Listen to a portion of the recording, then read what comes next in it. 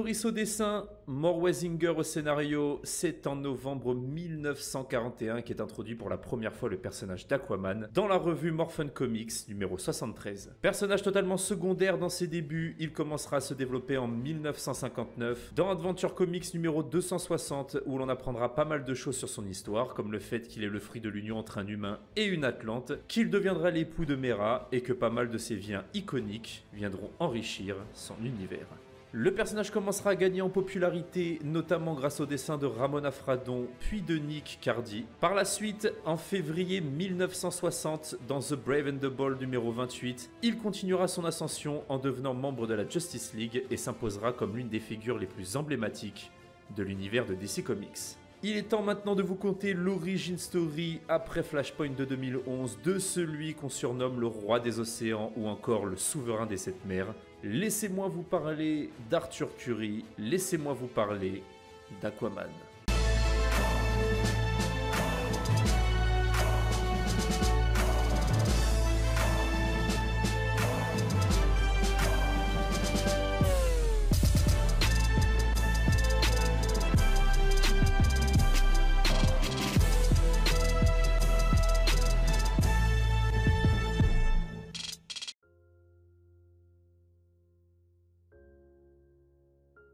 Un soir de tempête, le courant avait disjoncté, éteignant ainsi la lumière du phare, plongeant les navires dans l'obscurité. C'est alors que Tom Curry décida de s'aventurer dans l'œil du cyclone afin de prévenir les potentiels navires qui s'approchaient trop près des récifs. Tom était parvenu à les alerter et sauva la vie de nombreux marins d'une mort certaine. Cependant, en les sauvant, c'est lui qui finit par tomber à l'eau et, alourdi par son ciré, il coula au fond de l'océan, tel une encre. Mais ce soir-là, Tom ne mourut pas et fut sauvé par une étrange personne qui avait vu son acte héroïque un peu plus tôt. Cet être n'était autre qu'Atlana, la reine des Atlantes. Et pour la première fois, elle vit un être venant de la surface et au premier regard, les deux tombèrent amoureux. Quelques mois plus tard, durant sa grossesse, Atlana demanda d'être libérée de ses obligations royales afin de rejoindre le père d'Arthur. Mais au lieu de ça, elle fut capturée et finira par s'échapper et accoucher au large de la plage. Malheureusement pour elle, elle ne put profiter qu'un bref instant avant de confier la totale responsabilité de leur fils à son amant, puis de partir rejoindre les siens. Car sinon, elle savait que les Atlantes ne cesseraient jamais de la traquer et finiront tôt ou tard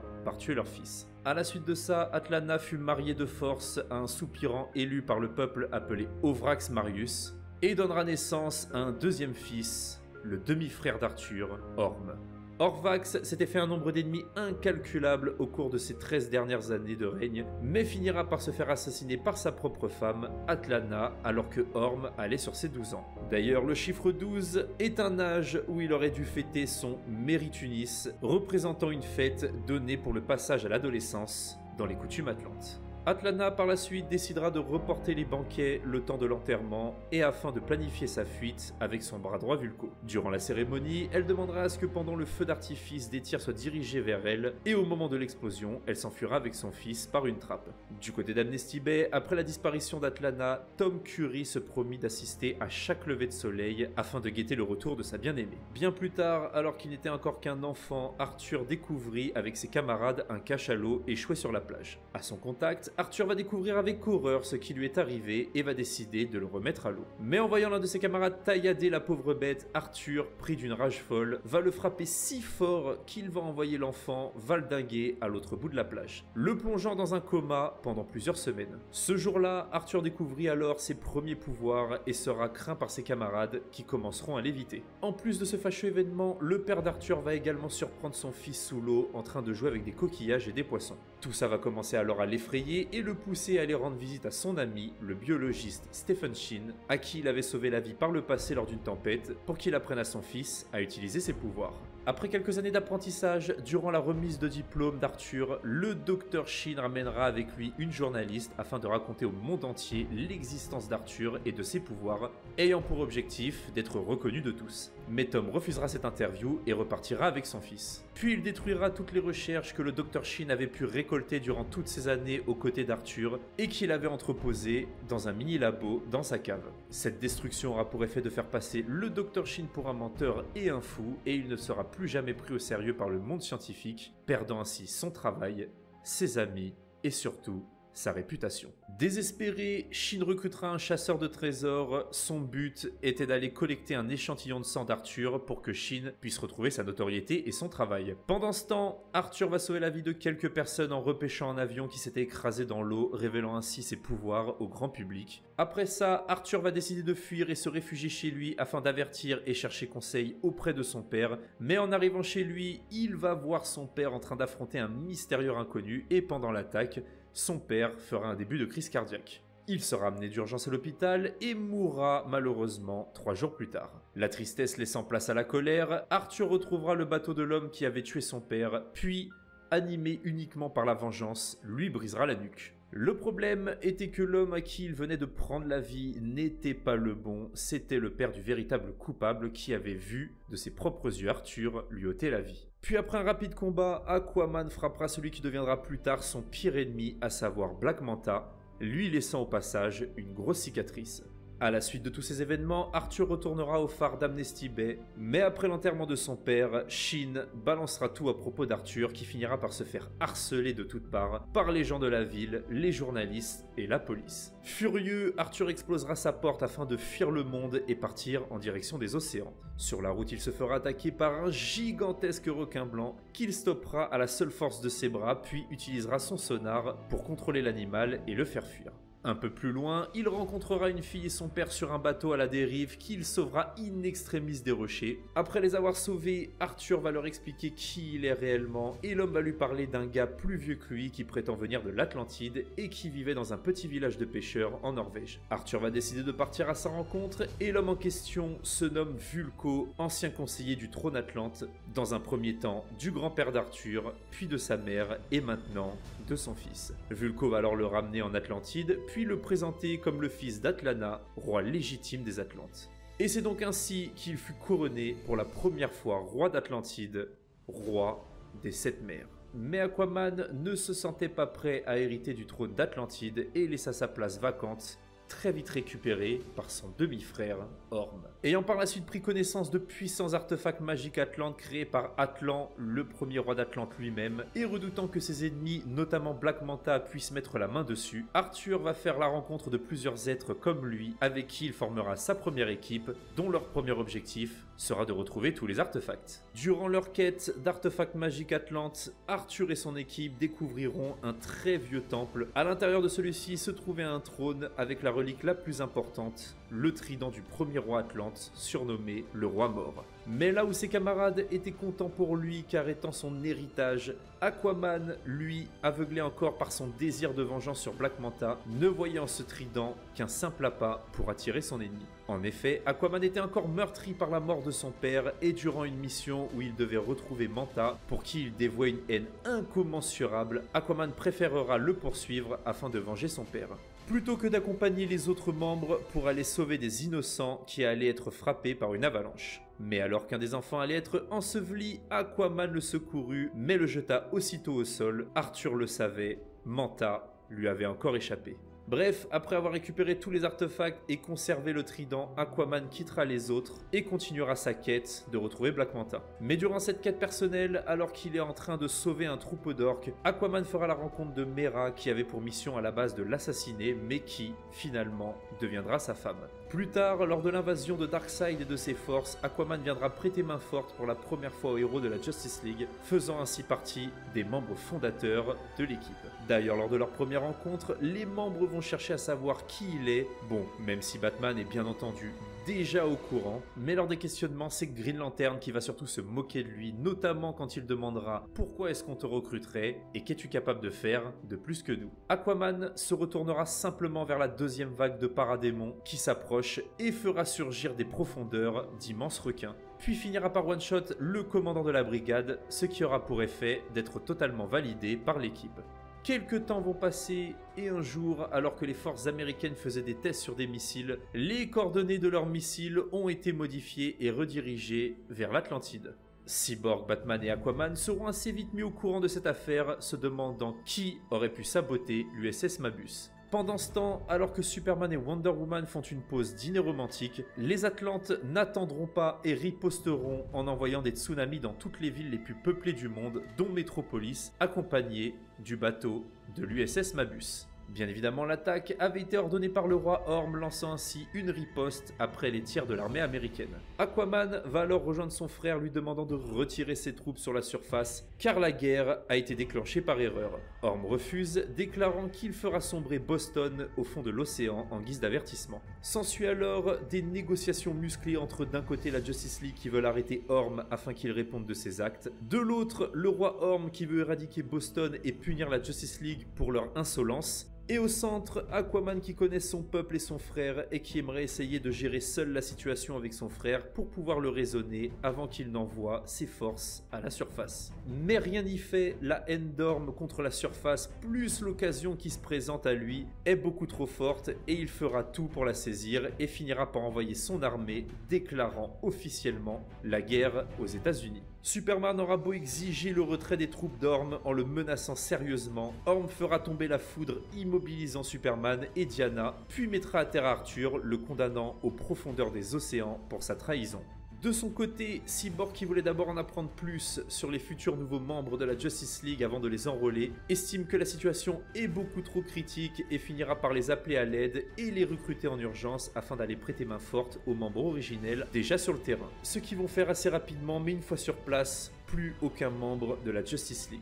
Juste des Atlantes à combattre. Au fond des océans, Arthur réussira à s'échapper de la prison où il aurait été enfermé par son frère. Il en profitera pour libérer les autres membres, mais Aquaman, sachant très bien où il se trouve actuellement, voit que quelque chose cloche. Où sont passées les créatures des profondeurs censées s'occuper d'eux? Où sont-elles? Eh bien la réponse se trouvant à la surface, car les créatures des profondeurs, animés par on ne sait quelle raison, décident d'attaquer tout le monde, Atlante comme humain, et de rejoindre la guerre. Et comme tout ceci ne suffisait pas, on apprend que le responsable n'est autre que Vulko, motivé par la vengeance contre l'Atlantide et le roi actuel pour avoir été exilé après qu'Arthur a abdiqué son trône. Aquaman, se sentant totalement responsable de la situation, et la Justice League, solidaire envers leur ami, décide via un tunnel boom créé par Cyborg de rejoindre les nouvelles recrues lors de cette guerre. Aquaman de son côté ira affronter son frère dans un combat épique, mais au terme de ce combat, Aquaman en sortira victorieux. Et face à cette victoire, Aquaman reprendra sa place en affirmant très fort qui il est, et les Atlantes ploieront le genou face à leur véritable roi légitime. Puis Aquaman se saisira du trident du premier roi Atlante capable de couler des villes entières et imposera sa volonté afin que les créatures de la fosse retournent dans les abysses. Par la suite, Orm sera envoyé dans la prison de Belle Rêve en attendant son procès, et quelques jours plus tard, Arthur fera ses affaires afin de reprendre sa place en tant que roi, et ça, même si Mera fera tout pour l'en dissuader. Arthur répondra alors que c'est la dernière chose qu'effectivement il désire, mais qu'il ne peut pas laisser le trône vacant, au risque qu'un autre prétendant redéclenche une guerre contre l'humanité. Et laissera Mera ainsi que le phare de son père qu'il aimait tant, afin de retrouver sa place, et ce, pourquoi il est destiné.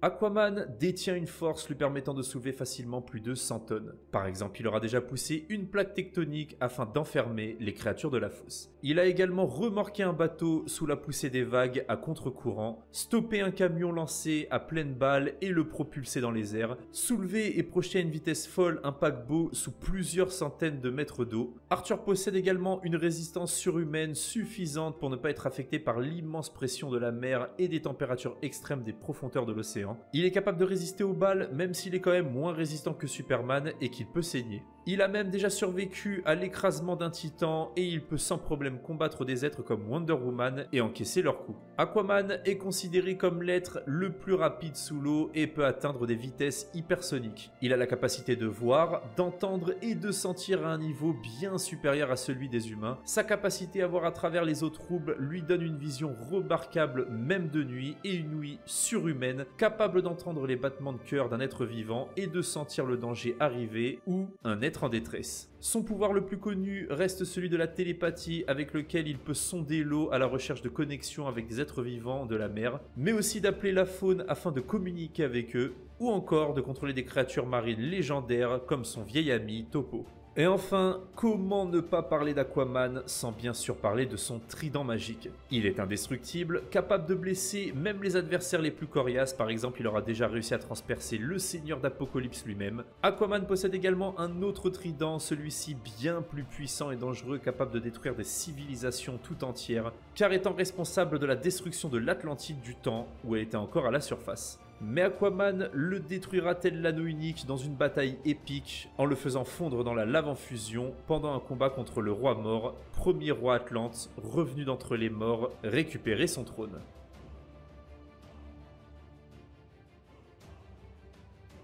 La Aquaman Family comporte pas mal de monde, mais listons simplement les plus importants, du moins ceux qui m'auront le plus marqué. En premier lieu, et je pense la plus importante de tous, Mera, ancienne reine du royaume Xebel, devenant l'épouse d'Aquaman, abandonnant ainsi son engagement avec Néré, actuel roi de Xebel. The Others ou les autres, Aquaman a fait partie de cette équipe qui avait pour but de localiser et rassembler les 6 reliques de l'Atlantide, forgées par le roi mort. Les membres étaient Aquaman, Yawara, Kaina alias la prophétesse, l'agent, le prisonnier et Vostok X. Mais il se sépara assez rapidement de cette équipe pour en former une autre, celle de la Justice League, avec qui il combattra un bon nombre de vilains extrêmement puissants. Tula, la sœur d'Arthur et Orm, ayant fait ses preuves en tant qu'ancienne chef de la dérive, une unité qui a pour but d'exécuter des missions données par le roi en toute discrétion, elle deviendra capitaine de l'armée Atlante. Topo, créature gigantesque qui aide Aquaman au combat. D'ailleurs Arthur peut la contrôler mais s'expose à de très gros risques, car une fois, la pression mentale a été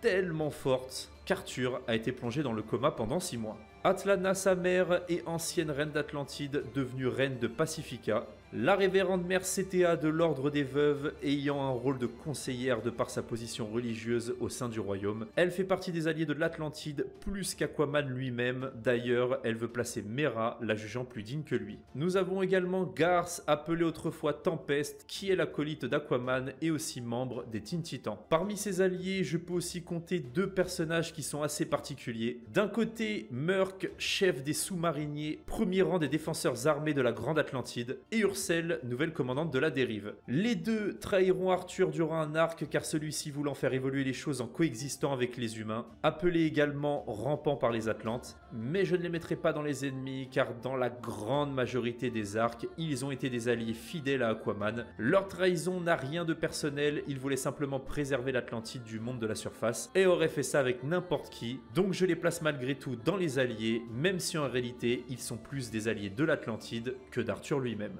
Et enfin, Dolphin, membre de la 9e tride des rébus de la société Atlante, appelée vulgairement les Sansouillés. Elle est muette et décidera de mettre ses dons magiques au service de la cause d'Aquaman, qu'elle juge noble et juste.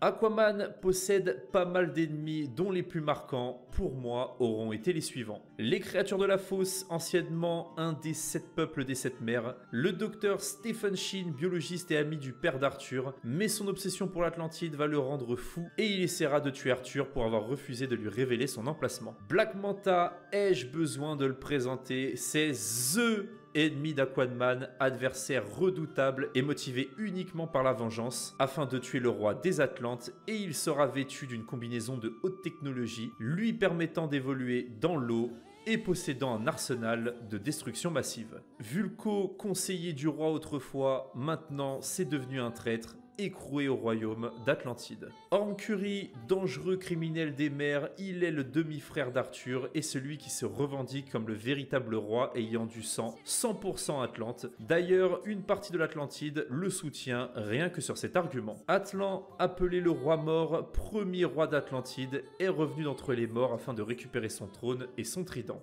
Néré, roi de Xebel actuellement, il maudit Aquaman pour lui avoir pris sa promise. Chimère, une créature créée par le docteur Orson à partir d'un plongeur appelé Coombs, ainsi que de morceaux provenant de diverses créatures qu'il étudiait. Corumras, membre de la 9e tride et leader du déluge, est un des je ne sais combien de conspirateurs qui veulent la mort d'Aquaman car le jugeant indigne du trône d'Atlantide, ira même jusqu'à s'allier avec une force obscure de la mythologie atlante afin de renverser et tuer Arthur.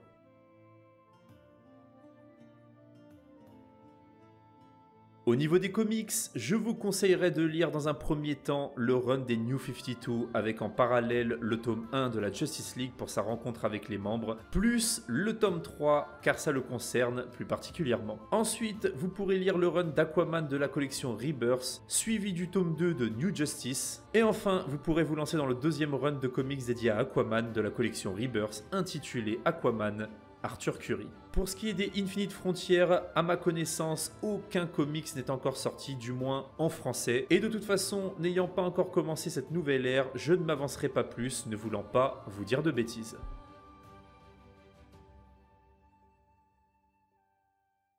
Aquaman, Aquaman, qu'est-ce que tu as été critiqué? Qu'est-ce que tu as été moqué? Je tiens à m'excuser d'avoir été un mouton et avoir écouté des gens sans même ouvrir une seule fois une de tes pages. Je ne remercierai jamais assez ce vendeur d'albums comics pour avoir réussi à me convaincre d'acheter le tome 1 de la collection New 52. Parce que... quel banger de fou malade. Quelle claque que je me suis pris dans la gueule. Un des meilleurs runs New 52. Je dirais même top 3 et je vous dis ça sans trembler des genoux. Ce personnage... cet univers qu'il nous propose et surtout les thématiques qu'il emmène avec lui. Mais en fait, Aquaman, c'est pas un simple mec qui parle aux poissons ou un comique comme nous le montre le film du DCU. Aquaman, c'est pas juste un mec qui surfe tiré par des hippocampes. En fait, Aquaman, c'est l'histoire d'un mec mi-homme, mi-Atlante, cherchant à se faire accepter des deux côtés, ayant des responsabilités fortes des deux côtés et pourtant... des deux côtés, il est rejeté, moqué et pas pris au sérieux. D'un côté, il est l'un des plus puissants membres de la Justice League, mais critiqué, moqué et même dernier en termes de popularité, les gens aimeraient qu'il retourne se cacher sous l'eau et que la blague qu'il incarne disparaisse avec lui au gré des vagues. Et de l'autre côté, nous avons le roi des sept mers, le souverain de l'Atlantide. Et pourtant, il est victime d'un peuple qui le voit comme le roi illégitime du trône, un bâtard qui mérite d'être évincé car souillant la mémoire des rois d'antan. Nombre de fois où il subira des tentatives de coup d'état. Aquaman, les amis. Aquaman, c'est sombre. Aquaman, c'est sérieux. Aquaman, c'est adulte. C'est du sang, de la trahison, de l'amour, des larmes, des combats épiques, un univers incroyablement riche avec énormément de mystères et de mythes. Aquaman, c'est incroyable les gens. S'il vous plaît, lisez Aquaman. Ne vous laissez plus avoir par le film du DCU ou les différents dessins animés à l'ancienne ou ce que disaient les articles de presse, comment nous était montré Aquaman à l'époque. Faites-moi confiance sur ce coup-là les gars. Faites-moi confiance, achetez et lisez-le et vous verrez et vous me remercierez. Sur ce les amis, prenez soin de vous. Lisez des comics parce que c'est la vie. Et je vous jure, si vous lisez Aquaman, je pense que si jamais on se croise un jour, vous et moi, c'est obligatoire. Vous me direz merci.